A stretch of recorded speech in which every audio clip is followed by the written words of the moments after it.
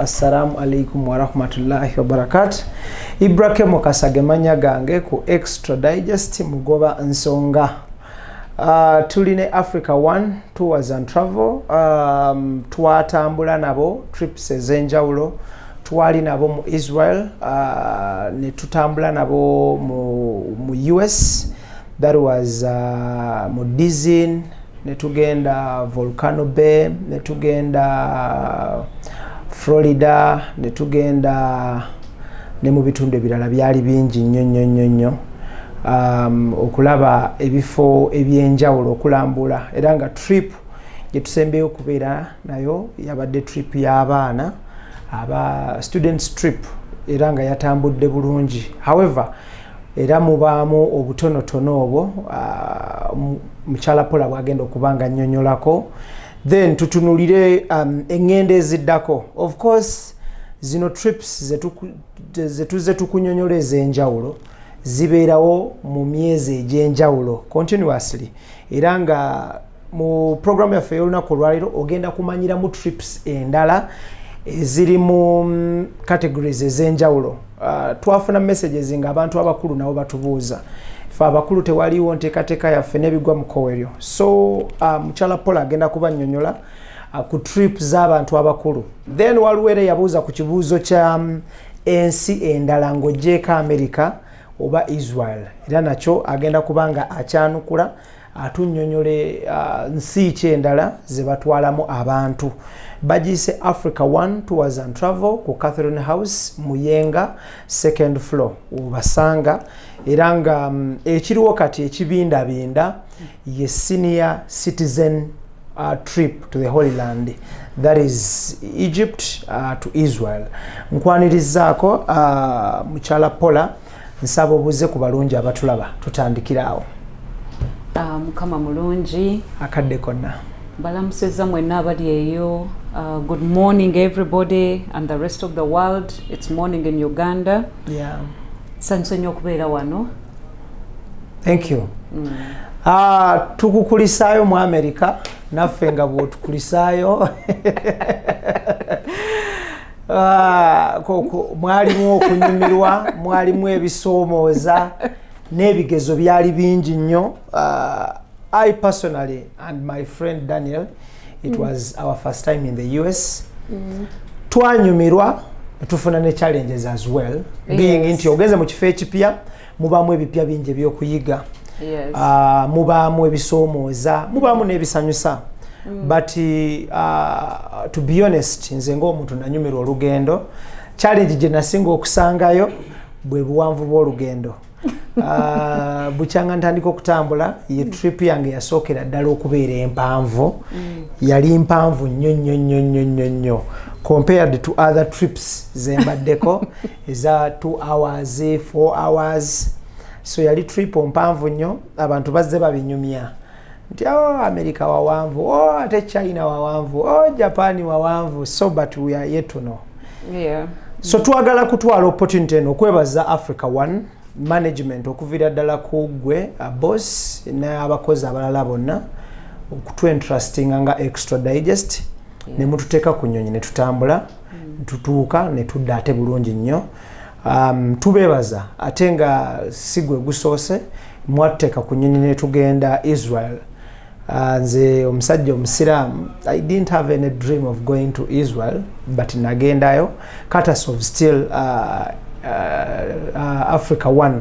So tukwebaza, nsinzira mu kamera wano okwebaza neŋŋamba nti Katonda akuddizeewo. Webale nnyo, webalire ddala okuba nti mwakola ku bintu byonna buli kimu ne kitambula bulungi. So njagala tutandike na trip y'aba students gye tusembeyo okubeera naye ya US. Abantu tebakitegeera. Ng'obeera mu nnaku naga nina omwana wange wa myaka 25, nina omwana wange wa myaka 5, wa myaka 10. Nja tutandike ne issue y'okutunuulira ekigenderera kya trip eno y'aba students kibeera ki basically, era baani abalina okubeera ku trip eyo. Okay, Ibra neyanziza nnyo naye kansooka okubakulisaayo nnyo ku lugendo oluwanvu lw'onyumiza. Yeah. that was it's always an experience. Yeah. You know, every distance. Well, ne wala jetu jokutwala jokutwala about 2-3 days nga tunakutuuka. So it's always an experience when it comes to travel. Naye njaga bakulisaayo nnyo. We appreciate as Africa One being part of us, being our partners, working with us. Yeah. We are very grateful having you as our partners as Africa One. We appreciate you as our online or social media communicators. Yeah. We really appreciate you, and our partnership, we believe it's to benefit and to grow the tourism industry both locally and internationally. Yeah. Yeah. Now you ombuziza ekibuuzo ekigendererwa kweno trip ey'abaana, because lwakimbuza ekibuuzo ekyo ye muntu ali eyo anayagala okuteeka omwana we ku next trip amanye ekigendererwa kibeera ki. Omuntu tabeereyo n'alowooza kirala naye ng'ate kampani nayo yasetinga ebigendererwa birala nnyo. So kwe kusooka okubuuza ekibuuzo ekyo. Ekibuuzo ekyo nkibuuza in preparation for the next trip. Kakati ekisookera ddala Ibra, buli kyoteekateeka oba naawe ky'oba oteeseteese oba kyokola ekigendererwa oba ekyama ekyo gw'oba okimanyi. Buli kimu, buli muntu yenna buli ky'aba akola, kubanga omuntu ayinza okuteekateeka omukolo, for example oba embaga, okitegeera, naye ate gwe omugole kennyini opulaninga butalabikako ku mbaga yo ate nga gwe wataddemu ki sente ezokuno osuubiza omukyala okoze byonna tutuuse mu olunaku olwa church omugole n'atakola ki n'atalabikako naye ng'obadde ozokola ki ekigendererwa kyo. Kati ne trip eno fe tubeera tuteekateeka trips zino zakulambula, ekigendererwa kya exposinga and people to have time for holiday. Kubanga buli omu asalawo destination gy'ayagala ogenda okurelaxingiramu, oba n'abazadde nabo. Abazadde emirundi egisinga tebalina budde, bayinza okubanga Katonda aba blessings balinawoko ku ssente, naye nga tebalina nnyo budde bugamba nti nojja kuvaawo omwana wange nali yagadde agendeko e London, nali yagadde omwana wange agendeko e Spain, nali yagadde omwana wange agendeko. So we are here to fulfill that gap omuzadde gy'atayina. And some of these group travels abamu bazaagala naye tebalina probably group oba company mwe bayinza kutambulira together. Kati ffe nga company tuteekateeka what we call the group travels, ekisalako ne ku miwendo, kubanga group travel ekendeezaako muwendo tobeeranga gwatambudde omu oba babiri oba basatu. Kyoba osasudde mu basatu si kyosasula nga mutambudde oba 20. Yes. So ekigenderera nga ffe nero omuntu wajja wano nera tumugambirawo ekigenderera kya kulambula, tugenda kulambula. Our trips are meant just to fulfill that tourism promotion of the world. Tuleeta ate tufulumya. So that is the end use of engendo zaffe zetubeera tuteeseteese, nera zibeera tailored. Tetuyina lugendo lwetuteekateeka nti no Ibra nkututte ogenda osangeyo kojjaawo nti no gwogenza okulaba, nedda. Nze trip eyange tubeera tukoze olugendo nga tuteeseteese program ya kulambula oba nakyogera mulimu oba ogamba oba trip zaffe za masappi. They are luxurious trips. Kunyumirwa. Oba ekitegeera. People babeera bagenze ku relaxingako. It's been a whole year of studying. Omuzadde n'agamba okefulumako kati ewalala, and also to see the world and appreciate. Abazadde bangi bagenze okulambula, eventually na mwana ate n'addayo n'akola ki n'asoma. So bingi nnyo ebivaamu mu kulambula ate ne bivaamu ebulala. Awo wenjagala tutunulire the age bracket abagwa mu docket ene ya students trip baana ba myaka emeka, because tukyasanga ekibuuzo ekyo ng'abantu bakiddinga na bakibuuza baagala okumanya myaka ki.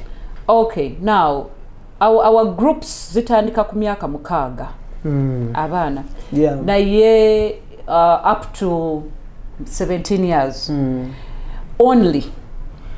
naye oyinza okusanga omuzadde alina abaana bana alinako osanga nekibebi ekyemyaka 5 ate nga alimu active n'okusinga n'ali 10 years n'agamba nedda ono muto naye ali very active ate nera ndowooza walaba ku trip twalinako aba 5 years naye tewabalabako at any one time wadde n'olunaku nga bakubuuzaako wadde ne mami ne daddy they were very active, they were enjoying, they had a very good time kati n'osanga ntino tetutera kuteekako baana ba 18 and 19 years and above actually above 18 years tetutambula nabo naye kubanga oyo abeera mukulu that is an adult oba emirundi egisinga of course kuffe wano oba omwana takula maaso g'omuzadde that's a saying but waliwo ebibeera byeyongeramu ebibeera bigenda tukaluubiriza ntino omwana oyo wanaasalawo okukola kyanaaba ayagadde aba muntu mukulu aba yeesaliddewo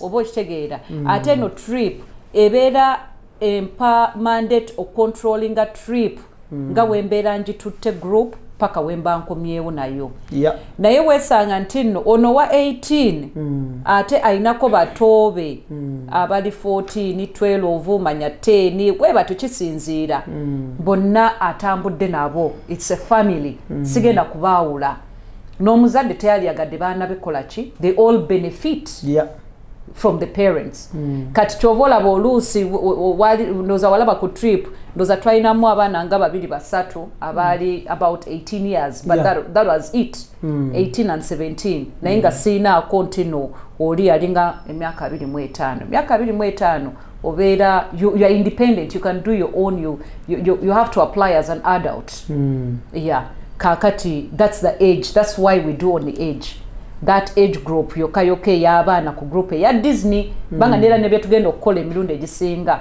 it's in that line of children enjoying that much as n'abakulu banyumirwa okay tuli ku extra digest mugoba nsonga tuli ne CEO wa Africa One Tours and Travel abasangibwe muyenga wano ku Catherine House ku second floor ng'oyambuka ng'ova Kabalagala tutunulira trip ya US eyakafundikirwa then atolo tutunulire trips eziddako bw'otunulira ensengeka y'engendo zino buli muntu ali catered for okusinziira ku myaka gyo n'okusinziira ku birooto byo n'ebigendererwa byo ne ssente zo n'ebyo bye weetaaga still about ku trip ya US eno njagala tutunulire ekintu kya visa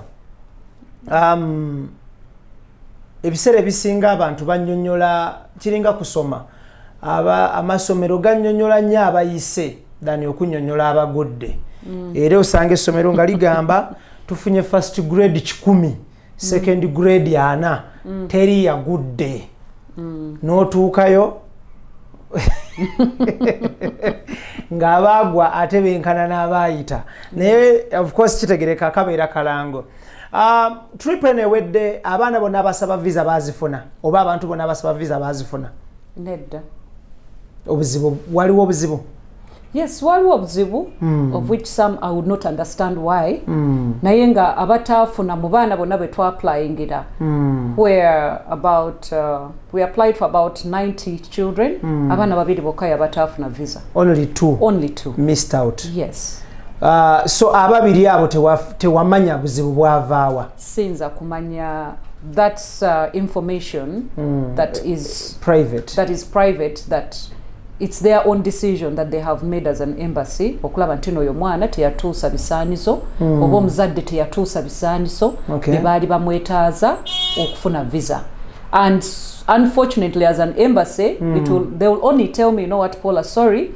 2 of the students were not successful because they did not fulfill the requirements. So out of abaana 9 baana babiri tebaafuna ekinaana mu 7 baafuna no 88 yes okay that is very good njagala tutunuulire issue ya oyinamu abaafuna visa ne batatambula yes ekyo kinnyonnyola otya kakati some of them would have got the visas unfortunately abamu babeera balinako medical complications ku last minute ne batasobola kutambula abalala last sente ne zibalemerera abeera basasulako ku sente naye nga last minute a balance nakola ki nabula and others are family challenges that are beyond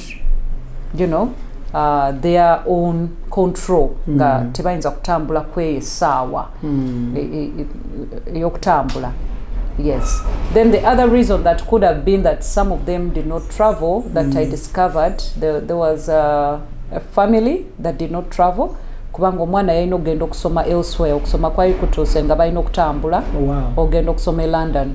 So they were not able to now come for the trip yalina okubeerawo in December and then we pushed it in January all because of the visas. Ojjukira kati visas balina backlog mpanvu of the past trips. Katwarawo okufuna visas, approvals of the visas arawo. So atenga nabo balina program eyokusoma. So some of them went to their schools but dayo abaana abamu banga bo batambuza tebasomera walala. So they were not able to attend. Tutunulira issue ya obuwanvu bwa visa. Yes. Waliwo abalina emyaka ebiri, waliwo abalina emyezi 6, waliwo n'abafuna omwezi ogumu. Ekintu ekyo kijja kitya? Kakat Ibra, I want to first make it very straightforward. Yeah. A trip gye twagendako wagiriko Ibra. Yeah. Trip yali ya nnaku mmeka? The trip was 14 days. 14 days. Yes. Kakati webakuwa visa y'omwezi ogumu. Weba togenda kukola kyoba oyagadde. N'ennaku ne zisigala nawo. N'ennaku ne zisigalawo ey'omwezi. So an embassy yo wetunuulira ennaku zo ky'osabye bo ne bagamba nti no bakuwadde ezo ennaku ezikumala kubanga ekigendererwa kyeki kwe kugenda okola ekikutwala y'okomewo. Kaakati visa y'emyaka 2 oyagala yaki addengayo woba okyagyetaaga woba weetaaga okuddamu okukola ky'oba oyagadde ddayo osabe ku reason ate endala nti no ate kati ku luno ngenda mu kintu kirala naye for this reason trip eyali eyaffe nga Africa 1 ekigendererwa kyaffe kyali eyo ndeze ennaku ze baali batuwadde zaali zitumala the 14 days zaali zitumala within 1 month.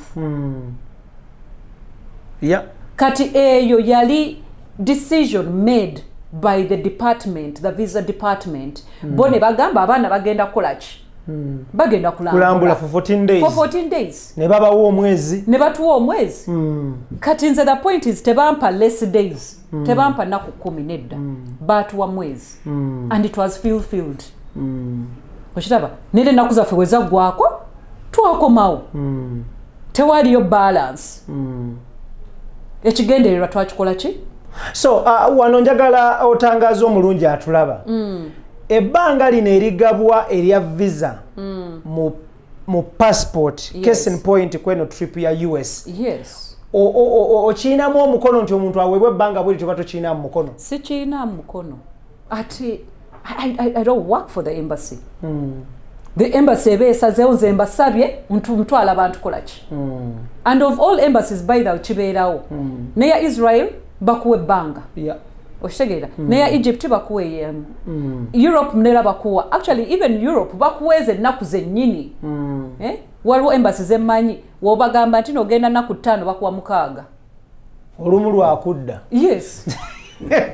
Tebakuwako naka excess nti noba omuntu ayinza n'okulwalamu oba okitegeera ennaku z'oba osabye bo baalaba because gwoba ozisabye nanti applications enateeka nenteekayo nze mmala oba okitegeera. So that means embassy ekuwa nnaku z'osabye nze nsabye katolowoleza woba ofunye omukisa ne bakuwaayo eya multiple ntino myaka 2 that is it ogwo omukisa gwo eyo yabadde decision yaabwe bagenza okuanalyzinga ntino Ibra yeetaaga myaka 2 naye kati nga Paula yeetaaga 2 weeks ne bampa 2 weeks oba kitegeera. So you cannot decide ate nono okyali awo katuyinza n'okutuuka wali eri ng'otuuse America wennyini Washington ate gwe ne bakuteeka ebbali ne bagamba kati gweddayo nga notambuza wadde n'olunaku n'olumu nga n'olunaku olumu toluwezeza oba okyayogera ku mwezi. Keith Kanaabi nkutumiddeko nnyo. Kati kati obocha complaining about the 2 weeks oyinza n'okutuuka ku arrival ndooza walaba we twatuuka ku gundi Washington waliwo bateeka ebbali nga tona nakulaba na migugu gye wazze najjo okitegeera naye ate bagenda gikyusa bukyusa about 5 ddeyo so the period that you are given is not the issue what is your intention of this visa ennaku ze bakuwadde zimala kyogenda okukola that's it. Extra digest mugoba nsonga Ibrahim Kasage manyaga nge tulina omukyala Paula tutunulira okutambula tutunulira show ya feno ebere ekwata ku tours and travel naddala abantu abaagala okufuluma mu ggwanga Uganda n'aba abali emitala w'amayanja abaagala okujja mu Uganda okugenda mu bitundu ebyenjawulo so ayina obumanyirivu bwa myaka mingi ng'akola omulimu guno atambuzza abantu mu bitundu ebyenjawulo afunidde abantu visas mu bitundu ebyenjawulo ate nga awadde abantu knowledge about travel so tumuleeta wano kutunuulira enteekateeka ze balina nga company eya Africa One Tours and Travel tutunuulire ebifo ebyatuukibwamu oba ebyagendebwamu mu trip yaffe eneeresembyeyo ey'abayizi ebifo byonna byali covered. Yes, actually, before I get to answer your question, visas. One thing I needed to tell the people out there. Yeah. Omuntu yenaina wabeera omulambuzi, and this is something I've come to discover that generally in Uganda, oba ku batono be naakalabako, abana-Uganda abasinga obungi, they are not travelers. Si balambuzi naye they are mission achievers oba banategeera when I try to say that way ntino ekigendererwa ky'omuntu kyewasookedde ddala okumbuuza ekigendererwa ky'omuntu in most cases kibeera ki we have come to discover that most Ugandans as they have come to ask for visas oba java atambulidde they are mission achievers naye nga si balambuzi ntino baagala nnyo okulambula oba balina baba n'ebigendererwa ebyekusike ekyekwesa ekyo ky'otayinza kumanya because oli ayinza n'okukubira essimu n'ogamba naye kati madamu ngenzeeko South Africa ngenzeeko Turkey ngenzeeko China kaakati wenteekayo ku Canada siigifune nga kitegeeza engendo ziri yazikozesa zimutuuse ku kino. Exactly. They are mission achievers, but they are not travelers. Ekigendererwa kye zino yonna yonna gy'aba avudde atambudde ali ku growing up profile emutuusa ku kiri ky'ayagala ntino kati nakolako ku eno TV nenkolako ku eno TV nenkola ku TV ekigendererwa kyange extra digest kumpa mulimu oba ekitegeera bajja kulaba nti no nzize enkola ki nti nina experience okiraba naye nga ekigendererwa kye kyasemberako ye kyayagala ntino weenaateekerayo passport yange kati kweno embassy bampa buwi that is one okitegeera kati most people that's the biggest challenge kyebakola ki kyebalina ate n'ekirala ne batamanya the period of time given as a visa is not the problem balina okitegeera ntino omuntu oba ofunyeeko entandikwa tebeera nga atalina ntandikwa of course oba ekitegeera because you've already been given ofunye omukisa nina n'abamu actually ku benayinako ku application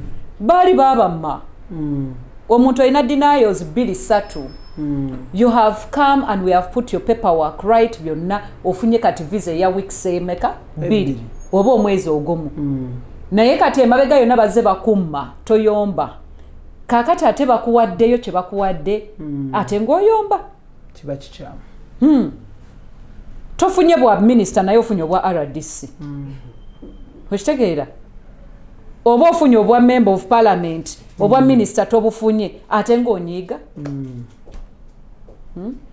so wabeerawo entandikwa buli omu waalina okutandikira so people have to appreciate that the fact that woba ofunye visa esooka wadde ya nnaku mmeka you are a better candidate for the next application than that one who has never atatandikangako. Nzikanya nawe kwecho, right. But the excitement of people with the duration of the visas is what I do not understand. Because the reason you have asked for the visa is very clear. Osabye ennaku 5 zogenda okumalayo. Kati ennaku 5 lwaki oyagala emyaka 10?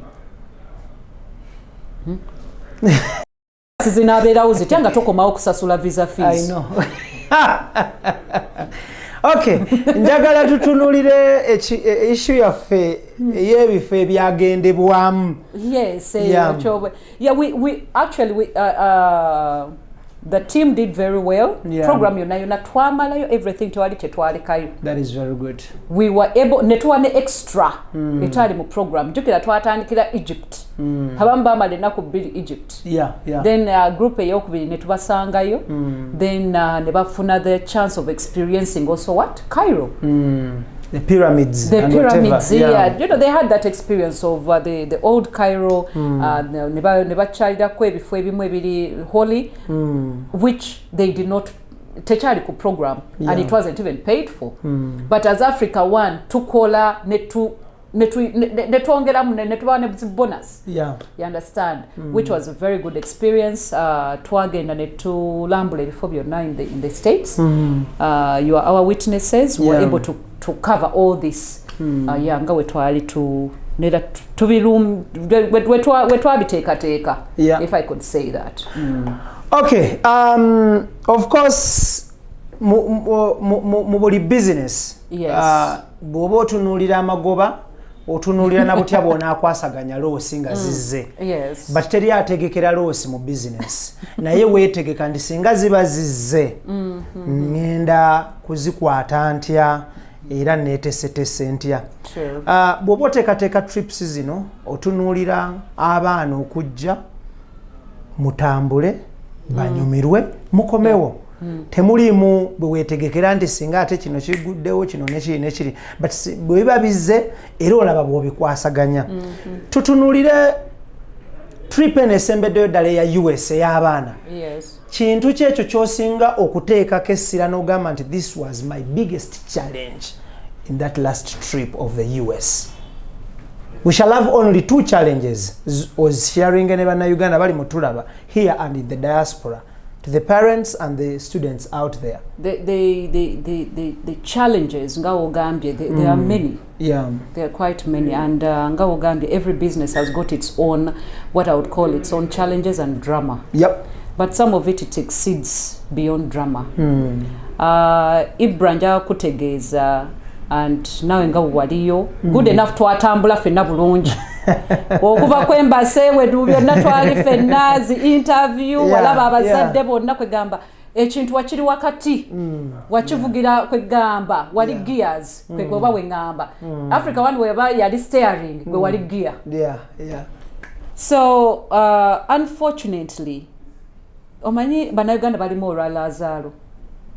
Oba otegeera wengamba olwa Lazaro mu Bible eyazuukira ng'amaze okufa nga wayisewo ennaku ate n'azuukira.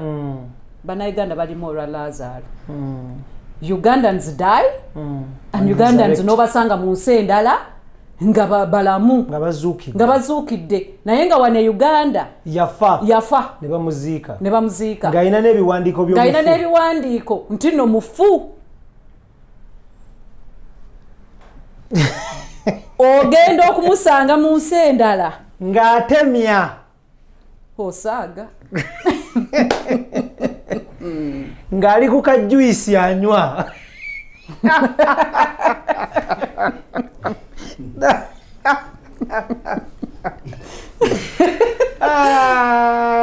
So that's challenging.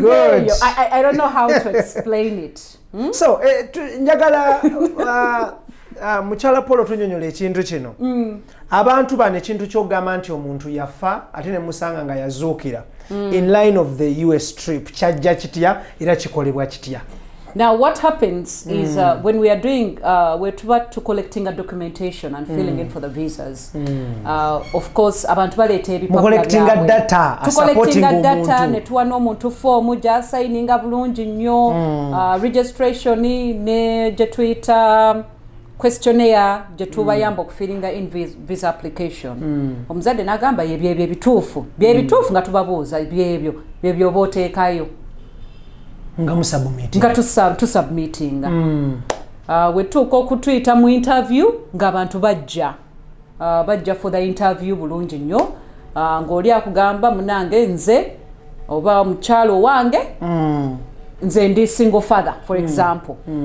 I'll give you an example of omuntu omu amanyiddwa, I would not mind mentioning his name, bamuyita Wajaddi Chris yajja n'agamba ye ali taata ogu yetwalanga yetongoddenga omusajja ebyomukazi sesaagala kumanya I'm a single father z'abaana abange nze abeekulidde neera yasayininga consent yaffe wano byonna n'ateekamu nze ebyomukazi temubimbuuza n'amayitege simanyi oba kitegeera so you muteekamu application bulungi nnyo nga kyakugambye kubanga you are basing yourself onto what somebody has given you neera by'o submitting abwembaasi n'ogamba nti no bano baliwe bati bano baliwe bati so mugenda okutuuka mu America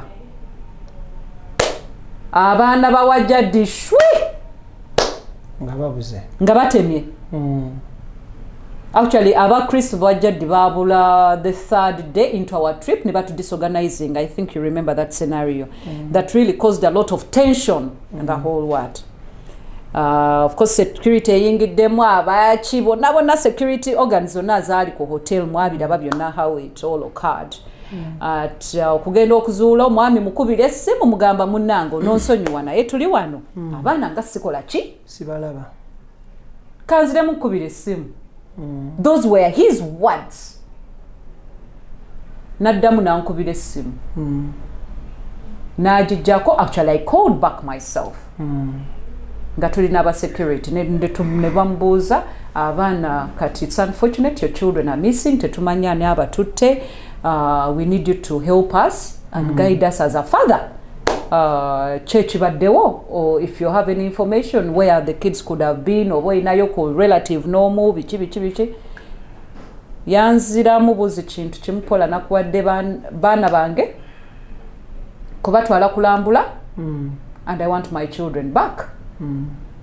Then later on he says naye mama waabwe gyali eyo olutambi ne lukyuka. Olutambi ate ne lukola ki? Ne lukyuka. Olutaali. Nagamba nsuubira maybe. Nera nakwata simu ya mama n'agituwa n'amanya gaki ga mama. Naye mu ntandikwa yagamba single father. Single father sina bye mbimanyi nera mama we simanyi na wajali. N'amala n'azuulwa ng'ali mu America. Ate tugenda okutuuka eri ate yabyeyogerera nti no mama ali mu ki? America. Ali mu America. That's what happened. So bamugamba, you know what? For this information, waligenze and you make an official report as well at the embassy nti n'abaana bange nabatadde ku trip naye bakola ki? Baabuze. Paka until to date. Talinyangayo kuloopa twakomawo dda tajjanga kummanjanga baana be. Kati now this is a challenge where abantu abamu abakozesa trip zaffe trafficking, I would use the word trafficking. Abaana baabwe gye baagala babeere. Yeah. Kokiraba. Information gye batuleetera wano nfu for example. Naye nga ye kigendererwa kye nagambye toyinza kumanya kigendererwa kya muntu. Human beings are human beings. Oba kitegeera. Leaving Wajadi aside, ate ninaye abamu abazuukira ne death certificates tuziina. Nera ba submitting bulungi nnyo mu embassy ntino bafu. Tugenda okutuuka mu America nga balamu nga bajja as relatives that tuze naye nze I'm not just a relative, nze mama nze taata nga baafa e Uganda nina ne death certificate naye nga bazuukira nga tulaba Lazaro azuukidde. So death certificate zino mwaziteekayo ku embassy? Yes. okusupportinga information ne requirements. Exactly. Then mutuuka mu US omuntu n'avaayo nga mulamu. Nga mulamu. N'alyoka akutegeeza nti nze maama.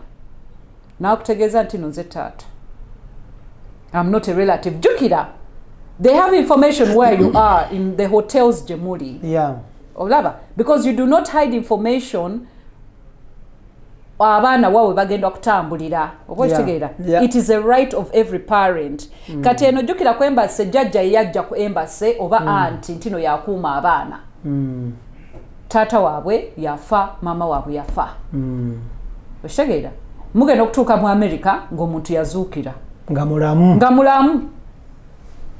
Nga claiminga bupya nga gamba nzize ku nga musanga ku hotel mjukira twabasangangawo oba je tuvudde yona tuvudde mu volcano mugenda okutuuka ku reception nga ba hotel bagamba waliwo ababalinzi. Mugenda okulaba gomanyo ogenda kulira muntu agenda gamba nze auntie nze senga nga gamba nedda nze mama koze badde manyo oli mufu nja nzuno nedda ebyo nawe byali byakutambuza butambuza bintu. Njagala tutunulire mu trip eno yonna baana bameka abaabula?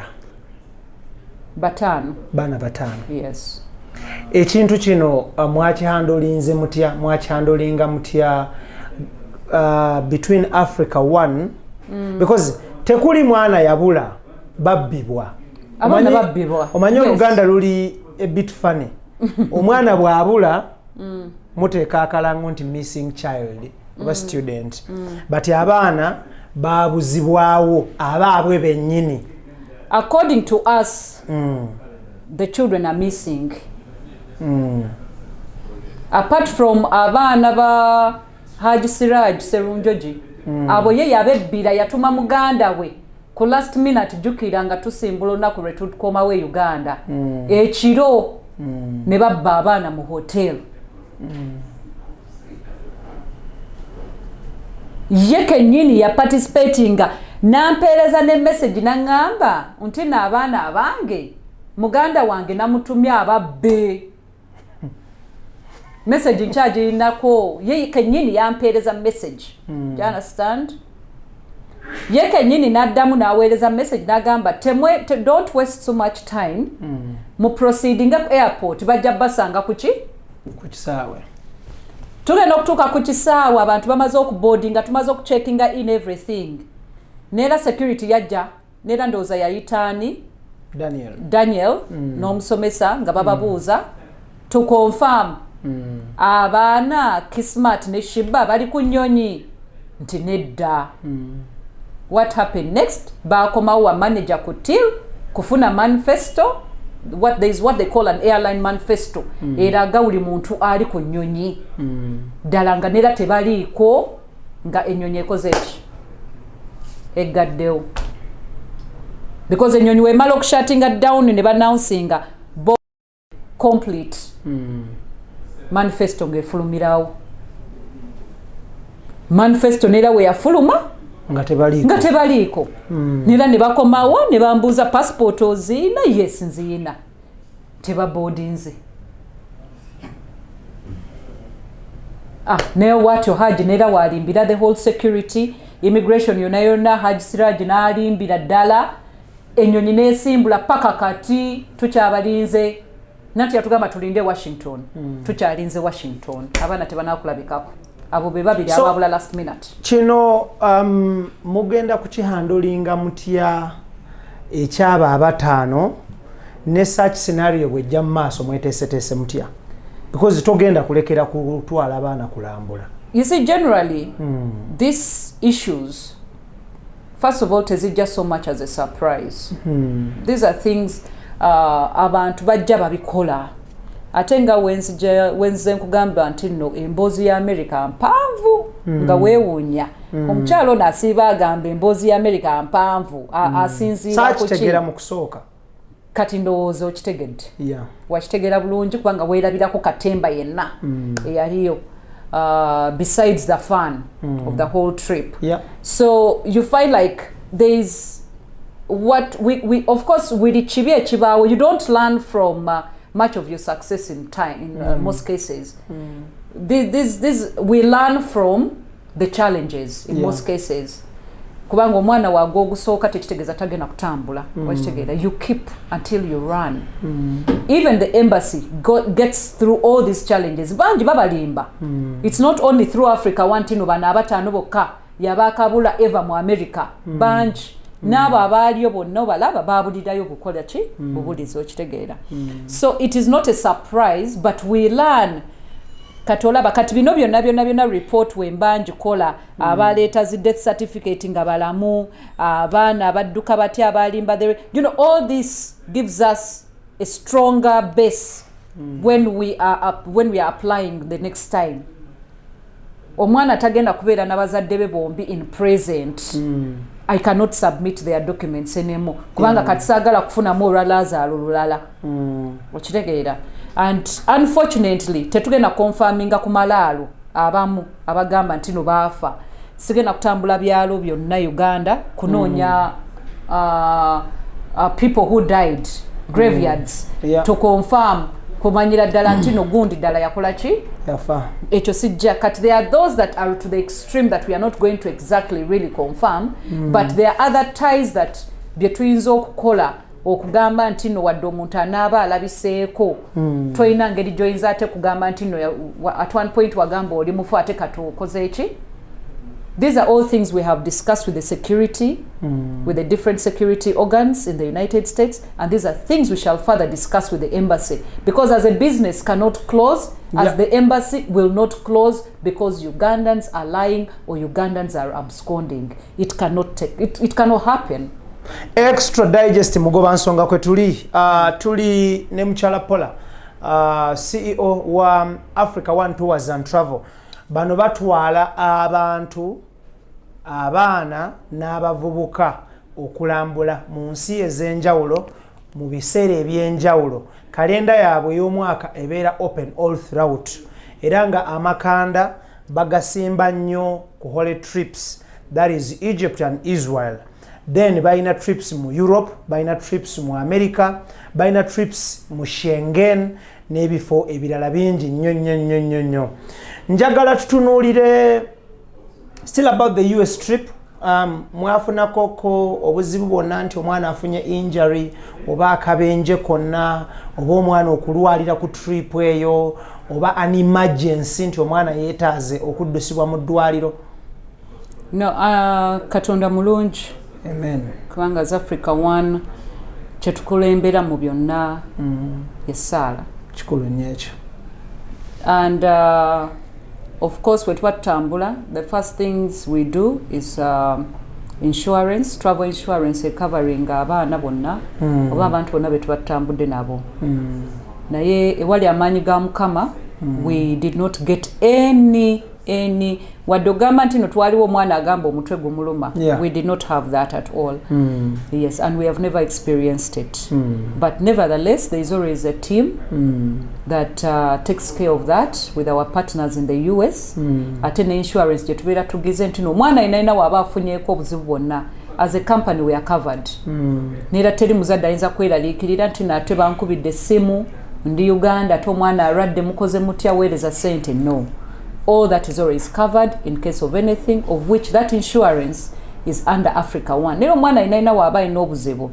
The consent gy'obeera omuzadde gye yasayininga empa obuyinza nga faba company nti no omwana oyo tumutwala kiri within the consent. Tino omwana wange wafunako any kind of emergency medically, please proceed. Kubanga jukira waliwo tuyinza okufuna emergency, for example nga yeetaaga na theatre, omuzadde abeera yakuwa authority eyo nti no signinganga omwana ne bakola on their behalf omwana ne bamukolako.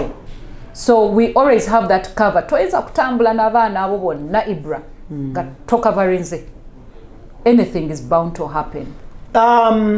Kwaliko omwana oba kwaliko abaana abaalina okugenda ku trip naye nga balina n'okugenda okugenda for special treatment in the US, because waliwo omuzadde gwe nawulira ng'akyogerako nti abaana bange baabaleesero naye balina okugenda okufuna special treatment.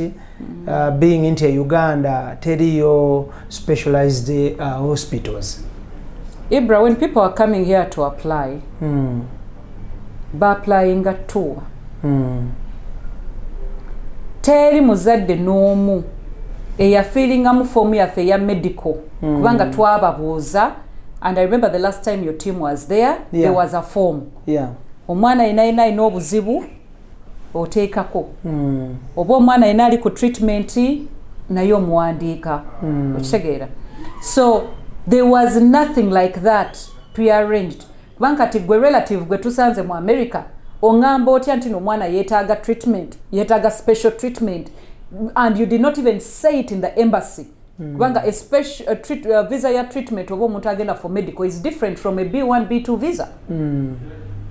Mshtegera tekyaliko neera nalibadde nkiteeka mu application nembategeeza nti nono mwana in specific agenda kwetaaga mu treatment, agenda kwetaagayo treatment, eddwaliro gye bamubuukinze lyerino, kwegamba buli kimu ne kibeera nga kiri what straightforward. But all those Ibra kankubuulire oyo katemba, omuzadde abeera azannye katemba wo akusala amagezi wakubba mwana. So for me as in my right, I tell you, no, it wasn't part of our consent, and it wasn't part of the plan.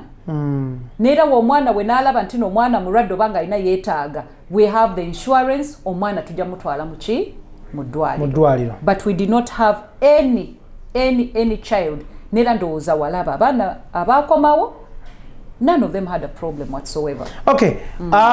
Trip ya US eno. Yes. Before nga tuna crossing to other trips. Trip ya US eno, abazadde era bankubiranga amasimu nga baŋŋamba nti enamba abazadde b'abaana abataali ku trip nga baagala abaana bagende ku trip eziddako. So they used to call me about the contacts nga bangamba enamba temuzikwata, enamba tezibeerako, enamba teziri ku WhatsApp, because abantu abamu bw'abeera katugambe nti oba ali mu America oba ali Bungereza, the only way they can reach a number here is via WhatsApp, bakalubizibwa okuba direct olw'ensonga mpitirivu. So ekintu kya contacts kino njagala okiverifying. Abantu boogera nnyo ku namba z'essimu za Africa wano obutabeerako oba obutakwatibwa.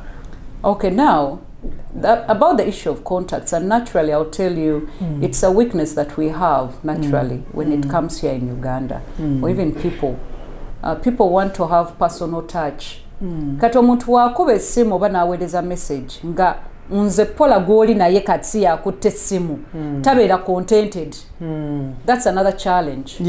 Besides, okay, there could be maybe hiccups here and here, which I'm going to talk about it with my communication team in office, that if there are calls that are coming and you're not picking, you need to pull up your socks here in office. And we apologize for that. However, I've also had instances whereby they have told me, oli akube esimu nga kintu kimu kyabuuza.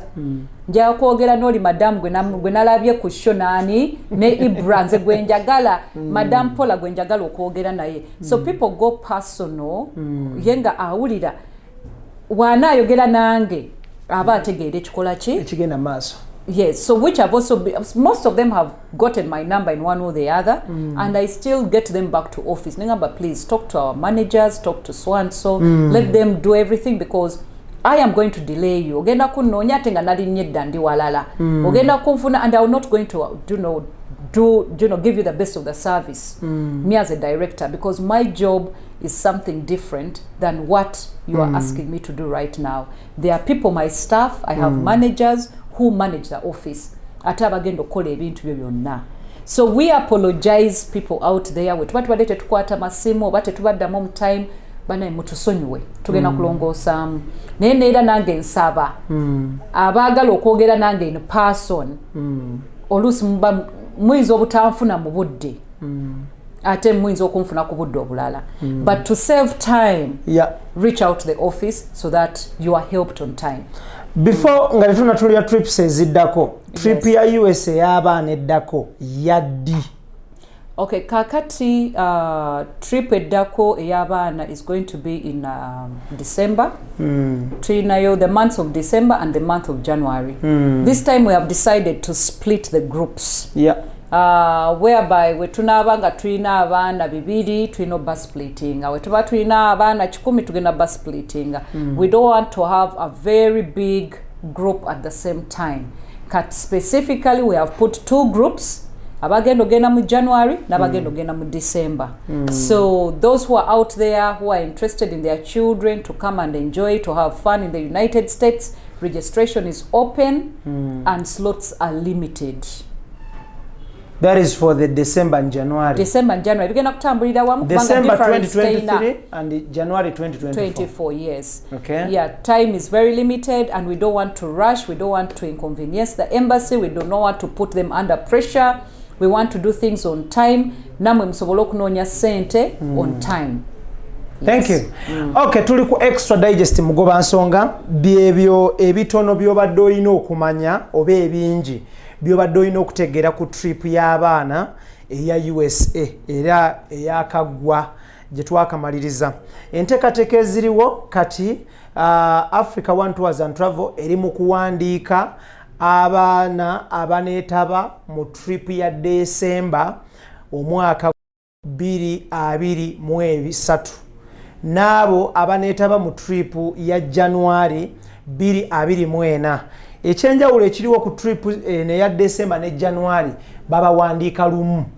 Tojja n'ogamba nti nze ndi wa January bampandiike mu December nedda. So registration is open now, bali mu kuwandiika abantu oba abaana kati. So nkubira abazadde omulanga mujje muwandiise abaana ng'obudde bukyali. Africa One Tours and Travel ekwatagana n'abamasomero n'abazadde okutwaliza awamu. Ekintu kino ne kibeera nga kitambula bulungi nnyo. So omuzadde ali eyo oyinza obba sigwa ozaala omwana biologically naye ng'oli caretaker oba oli guardian naye ng'omwana oyo wamwadoptinga oba mwana wa muwala oba mwana wa mutabani wo oba abaana bemukuza jangu owandiise abaana bano bagende balambule. Kigaziya obwongo bw'abaana, kikyusa mindset y'abaana, kikyusa endaba y'ebintu ey'abaana. Omwana akula ebintu abiraba bulala nnyo. So mujje muwandiise abaana bano bagende beetabe mu kulambula kuno. Ebifo bino ebisinga tubiraba ku TV, tubiraba mu mawulire, tubiraba mu butabo oba mu movies ez'abaana. So abaana bagendayo ne balaba ebintu bino physically ne babeera nga experiencing. So mujje, of course bw'oleeta omwana ne bamuwandiika wano, enteekateeka y'okufuna appointment ya visa Africa One yebikolako byonna. Gugwo gubeera gwa kujja kusasula ssente ezo omuwendo omusaamusaamu ogugerekeddwa, then ebisigadde bano be babikolako ebyokulaba nga buli kimu kitambula bulungi nnyo. Era bajja kuba bakommunicatinga via amasimu ne emails nti wano we tutuuse kino kye twetaaga ebisaanizo bye bino. Bw'ojjanga obudde bukyali bakutuma ebisaanizo nti leeta kino n'obireeta ne bakompilinga data ono buli kimu ne kitambula bulungi nnyo. Eyo kampani ekola ku ebyo bagise Africa One Tours and Travel. Awangalira mu Uganda basangibwa ku Catherine House wane Muyenga, ng'ova Kabalagala oyambuka bw'oti odda Muyenga ku mukono gwo ogwa ddyo. Ate ng'ava Muyenga n'ava Ekisugu bali ku mukono ogwa kkono ng'okkirira okudda e Kabalagala. Ekizimbe bakiyise Catherine House, bali ku mwaliiro ogwokubiri oba second floor kuba obasanga. Office ziggulwawo okuva Monday up to Friday. Actually up to Saturday. But Saturday tukola half day. Midday. Yes. Thank you so much. Njagala kati otunnyonnyole lugendo ki olwengedde olugenda mu maaso oluliwo kati otunnyonnyole n'eŋŋendo endala eziddako. Okay, right now tulina the senior citizens abazadde baffe mu different categories of parents, abantu ba honoring abantu in different categories. Waliwo aba supporters ba auntie, ba uncle, ba mama, ba tata, ba jajja. So those are the ones we are going with. Tugenda nabo on the 28th of March to Simbula. And we have closed. Yes, that one is sold out. Abasobodde bikola byonna okuteekateeka olugendo luno. Nabo abeetadde mu ssente, waliwo abazadde nga beesobola, abantu abamu ba senior citizens. We want to thank you very much. Those who have supported their parents, tubeebaliza ddala. It is an honor ne Katonda abaddizeewo. So senior citizens trip eno egenda kutambula etya bayitawa ne baggukirawa? Bagenda kutandikira nera Egypt. Okay. Batandikira Egypt ne bagwera Israel. Okay. Naye ng'olugendo lwabwe lugenda kubeera lwa mpola mpola. Kubanga these are senior citizens. Actually tulinamu no 190 years. Wow. Yeah, we have a 90-year-old. Kwegamba olwabwe lugenda kubeera nga singa we turashinga nnyo bana balinamuko ku maanyi. Yes, olwabwe lugenda kubeerako a little bit slow. Kyova olaba luwanvumuko. Yes, the trip is 12 days other than the 10 days etutera okukola. Okay. So kati bo abakulu bafunidde ddala their privilege as senior citizens n'okubatambuza mpola mpola okubeera nga program tugikendeezaako per day basobole okulaba buli kimu ne ku maanyi gaabwe okulaba nti no tetubapapya nnyo ku trip. So yes. The senior citizens trip ya 28th March. Yeah, 28th March. Actually, tuba wano ku 27th in the night. Okay. Yes. Ya naku 12. Yes. But tuva kweyo mu April ne May oyinawo trip. No, we have in May, end of May. Trip cheyo. Neda ya Israel and Egypt. Okay. Neda katibe. Etwala myaka ki? Bonna bagenda okusobola okutambula mu eyo. Kati normally the beginning of the year we have those first trips ababeera baagala okutandika omwaka because the rest of the year babeera busy. So tulinawo ya May abagenda okutambula in May. Bano ba registeringa di right now kweri nera bali ku registeringa. Okay. Ya May, yes kweri. Okay, after the May trip yes, we have July. Ba corporates. Bano bagenda mu nsi ki naki era otunulidde bantu ki category ki y'abantu myaka ki? Kati eri open as long as you can say that you're corporate oba weesobola omuntu yeetengeredde. Yes, these are corporates who are going to go to America. Okay. Bave mu America bagende Bahamas. Okay. Then from Bahamas baviiremu Jamaica. Then from Jamaica bajja kukomawo Miami bakole their final shopping bakomewo Uganda. Okay. Yeah, these are corporates. Eno mugitumye mutya trip ene ya July? It's the corporates holiday. Okay. Yanaku meka? Yeah, nayo 14 days. 14 days. Because it has a cruise. So abantu bagenda US, Bahamas, Jamaica, then badde Miami, US. Yes. Bayingirira nera Miami. Banatuuka Miami, they pick up the cruise from Miami. It's called the Carnival Cruise. Yes, baboardingira nera Miami. Okay. Kati Miami, your cruise egenda kubalambuza gundi yonna the islands, then ebasuule Bahamas. Webaleke Bahamas tusigale Bahamas. Then we shall now go to Jamaica. Tuve Jamaica ate nera tukomewo Miami balyoke badde. Okay. Eno trip enteekateeka z'okuwandiisa abantu oba okwewandiisa zo zitandika ddi? Zatandika because we have been advertising it. Yes, zatandika and we are also closing it by the end of this month. So by March banga abamu batandise n'okutandika to go for their appointments. For the visa? Yes. Because these are corporates, they're independent, and it's open to everybody who feels that they can afford the trip. And they are standouts, you know. You have maybe some of them are companies katinga gwe extra digest yinza okusalawo manyi ibrokola nnyo tukuwadde trip eno ogende mu cruise eno ogende for holiday. Somebody has a give back. There are companies that maybe have done that, but they should be a very corporate company to know your company, you know, yetengeredde yokan, it's not a doubt. See yakunasa. It could be somebody, an MD of the company, manager wa company somewhere, omuntu alina business ye, wherever it is, ngolabira ddala nti n'omuntu yeesobola. What we do not want is senga wange agenda kunsasulira. We are not a corporate. Waliwo abajja talina mulimu. Okitegeera? Abamuntu no ndi student ndi ku university, I want to come for the corporate trip. You are not a corporate. No. Obeera toli corporate. Obeera okyayiiya. Okyali student. Ungamba nti no, now my mom and dad is going to pay for me. Aho bonna tetubeetaaga.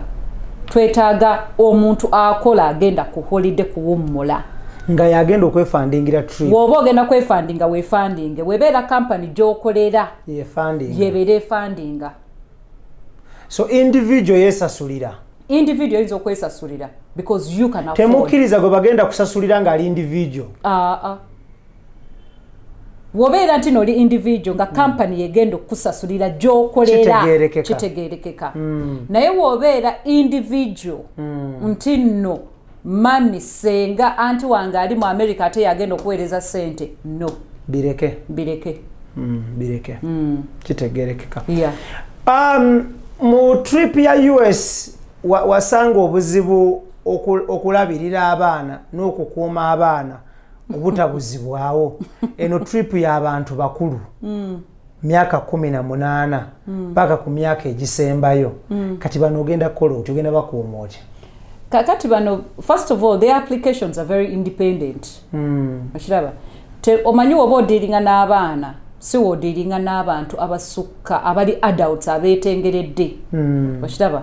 So their application eringanga wonogamba ntino conference balanze conference. This is a cruise. Mashtegera cruise zibeera ukanda ku people travel for cruises for holidays. Kakati these are people who are working abaina sente zaabwe they are going for a holiday. Mashtegera. Yeah. Sigenda kubeerawo ntino Ibra. Zine ennaku esatu ze namala kubaana ntino seebase. Ntino ngenda zimalira kuki? Ku bantu abakulu. No. Ono agenda ku embassy musengejje bwomu. Tekugenda kubeerako ate ntino Africa wano ate Madam Paula ate biki no. The embassy is going to take their own decision when they are giving you a visa. Nera we tunaaba tuyingira sina gwe mpolereza wadde tutuuka wali eri ne batandika okubuuza ebibuuzo okay mulina group nono ono ali atya konze simanyi ali ku group yazze buziku cruise and that is it. Whatever you're asking akuddemu. Newe baba babuuza omwana or anything of which bina abaana tebababuuza. Nera ndowooza walaba we twayingira bazadde babuuza nze the group leader gwe babuuza details. They do not ask. Naye abakulu babuuza omwomu. Nera when we are applying for these adults who are going, it's like a conference, somebody advertising what a conference abantu abagenda okujja. When you apply nero jagenda bwomu. Aba conference tebagenda kukuuma oba waze wayingidde mu session A oba B oba tebagala kumanya. It is up to you. You already paid for your session, you already did everything. Kati oba tolabiseeko ate nga wazze. Okay, that is the US It's corporate trip. Yes. Yeah, July from US, Bahamas, Jamaica, then to Kampala. Bakomewo. Yes. Tutunulire trip eddako that is from July to in August, September. Yes, August inayo children in the Holy Land. Okay. Yes, we were the first people as a company to take children in the Holy Land ever in Uganda. That was in 2014. Fabasookera ddala okutwala okulambuza abaana in the Holy Land. And it's been years and it's been a demand. Amasomero nga batusaba nnyo n'amachurch olugendo lw'abaana muluddemu. So we decided during the second term that tuzeewo olugendo olwo lw'abaana in the Holy Land okutwala abaana. Later we have taken quite a number of kids before in Israel. Katinera kuluno tukomyewo okikola. Naye luno lw'abaana naye nga tulugaseko oyo omuzadde kubanga lulina ne special price. It's a very special price from what we normally charge. Omuzadde ayinza okugamba naaliyagadde ngende n'abaana bange mbasabire mba blessing nze kennyini nga maama okitegeera oba nga taata oba maama ne taata tetubagaana okutambula olwo lwa Israel. Abazadde abanaayagala mu egera kubeera second term holiday okugenda mu nsi entukuvu nga family ntino mama tata n'abaana you are all welcome. Abaana aleka abaana okutambula bokka n'abasomesa baabwe ne ba Sunday school teachers nechi nabo they are welcome. But it is a family tour. And a trip y'abaana eno children in the Holy Land. Yes. From what age? From what age? We are taking from 7 years. Up to what age? Teina kogundi. Very open. But from 7. From 7. Okay, tuli ku extra digest mu. But at least they have to be school going. they have to be school going children. Practically we are dealing with primary and secondary kids. Naye tuyinza okusanga nti nate abooluganda bagenda kuliko ali e Makerere tetujja mugaana. Yeah. Kubanga batobe babeerako. Yes. Extra digest mugoba nsonga tuline Africa One Tours and Travel bakutwala okulambula mu Holyland, that is from Egypt to Israel. Bakutwala mu US, bakutwala mu Europe n'ensi endala mpitirivu nnyo, trips ez'enjawulo. Tusazeewo tutunuulire kalenda ya 2023 crossing over to 2024 eya trips bayimiridde batya. Engendo zino tuzikumenyera ojje wewandiise ng'obudde bukyali osobole okubeera nga tofuna kuteteeganyizibwa. Ebintu bya last minute ebiseera bisinga bibeera costly, bijjirako omuwendo ate oguteteeganya. So nkubiriza abantu nti trip bw'ebeera ya July wali badde kati ng'omaze dde okuteekamu. Trip bw'ebeera ya December ataddemu kati gwosinga. Trip bw'ebeera ya January ataddemu kati era obeera ku safe side.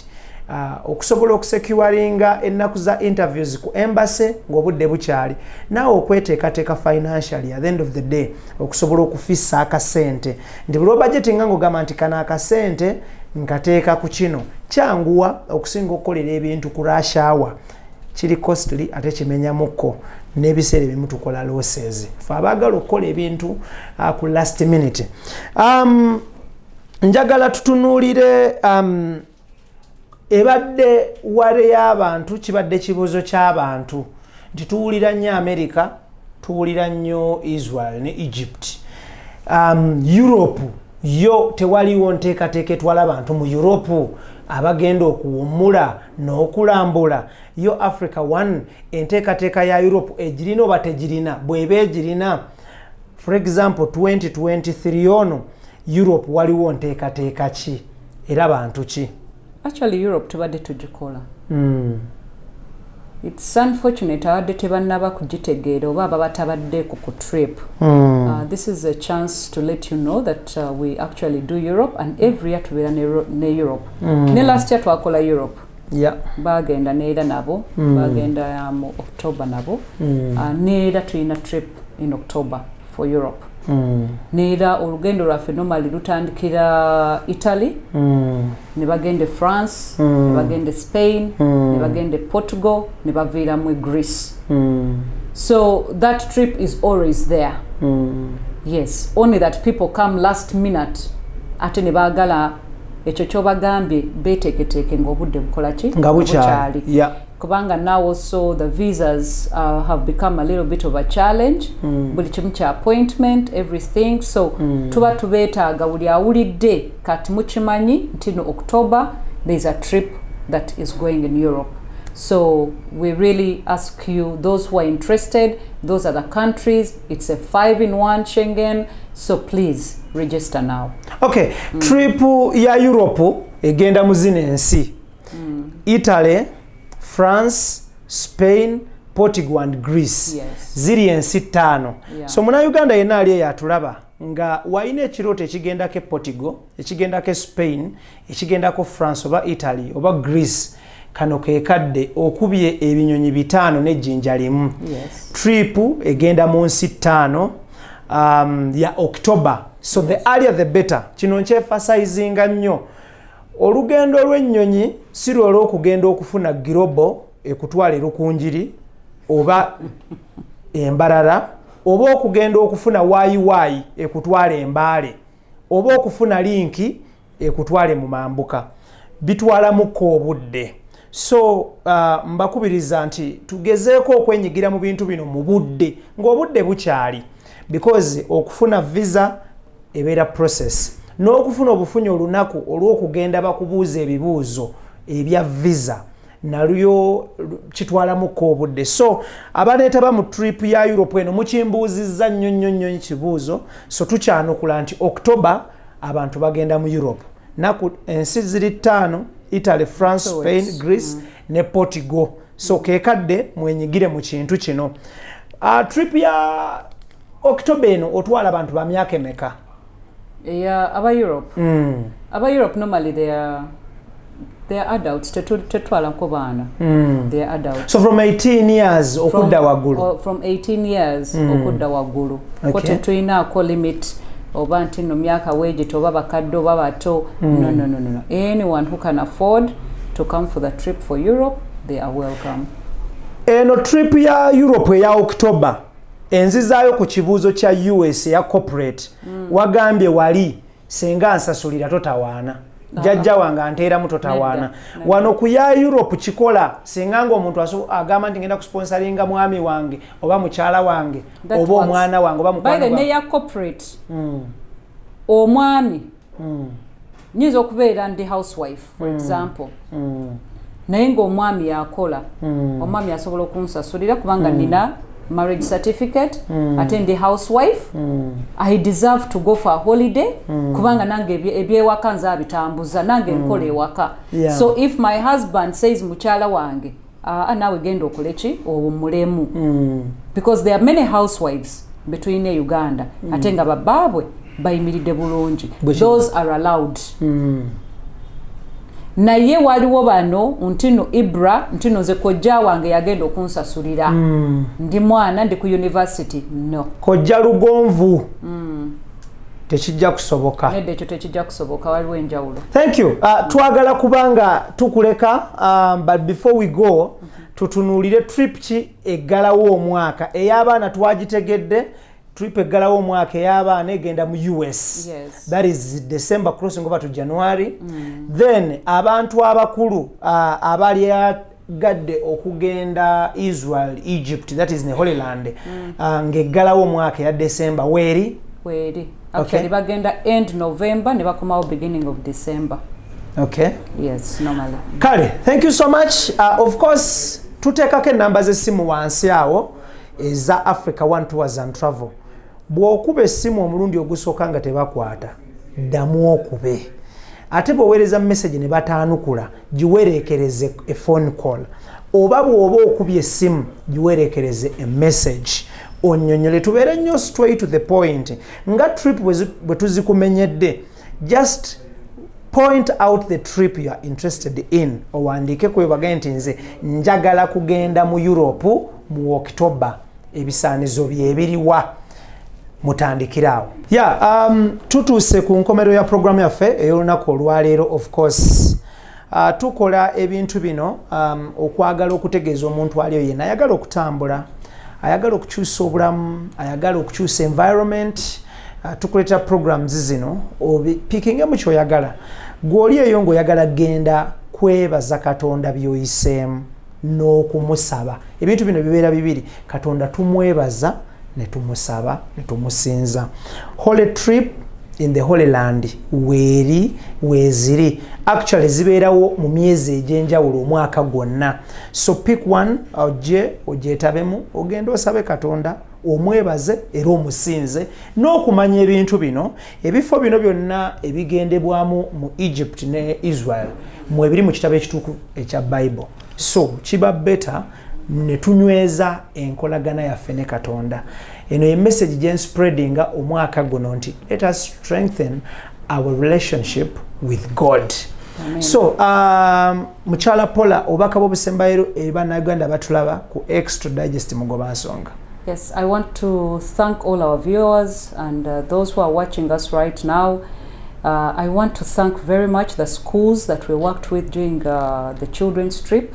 Amasomero bakola omulimu munene nnyo to convince parents to come onto the trip. Abasomesa betwatambula nabo nera omusomesa asigala musomesa. I want to thank you very much. Teacher Jane, Teacher Aida, Mwena. I want to thank my entire team. But most of all, I need also to thank Owekitiibwa Chiwala Byemale, Owa Gombe schools. Webalire ddala. I have traveled many times with their children from Gombe.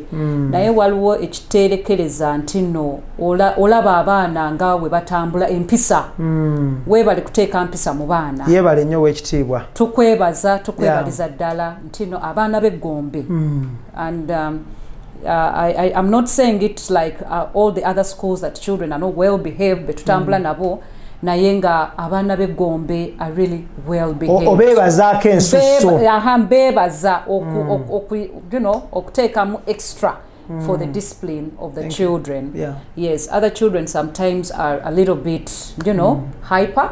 Abaana basigala baana. Abaana basigala baana. Naye nga abaana b'eggombe kano munange munzikirize extra digesting kayiseewo. Tukwebaliza ddala ow'ekitiibwa Kyewalabye, weebalire ddala tusiima nnyo. N'abazadde abalina abaana n'abo abazadde b'abo abaana tubeebaza. Abaana baali beeyisa bulungi nnyo and they really gave a great support to the team of Africa One as well. We want to thank you very much. N'abe Namugongo namwe mbeebaza. Thank you. So as we are finalizing all this, I want to also assure all our clients out there mwenna abali eyo beebaliza ddala to support Africa One. Thank you for trusting Africa One. We shall remain as Africa One and give you the best of the service. However, our terms and conditions, please, as you come, let us respect each other. Let us do what is right for us to do what is right for you. Thank you. Leke kuyisaawo buyisa bye mwagala kuyisaamu ne mwerabira nti no company gye mukola ekikyamu ate yabatuusizza ku kye mwagala. So let us work together as a team, then we shall all be winners, and let us not destroy for those who are still in the pipeline. Kubanga gobeera omu ate n'oyonoonera ki abali mu kujja. So let us work as a team, let us stay as a team and keep supporting Africa One. Mbeebaliza ddala neera mbateeka mu mikono ga Mukama y'abakuumire ddala, abaagale abakozese mufune ssente mujje tulambule ensi tweyagale byonna tubikole. Mbeebaliza ddala. Thank you very much all of you. It will always stay as Africa One Tours and Travel. Thank you so much. Muchala Paula, CEO stroke director Africa One Tours and Travel ku Catherine House emuyenga wano wobasanga ku second floor. Buli kimu kijja kubanga kitambula bulungi. Anything to do with tours and travel mu ggwanga Uganda and across the whole world, your answer is Africa One Tours and Travel. Njagala kwebaza Idris Lukwago, Daniel Mugoya, Keith Kanabe, Anthony Senablia. Thank you so much. Sigadenze Ibrahim Mukasa, mbagaliza birungi byerere Katonda abakuume. Thank you so much for watching. Mubere bulungi mweraba. Assalamu alaikum wa rahmatullahi wa barakatuh. Thank you.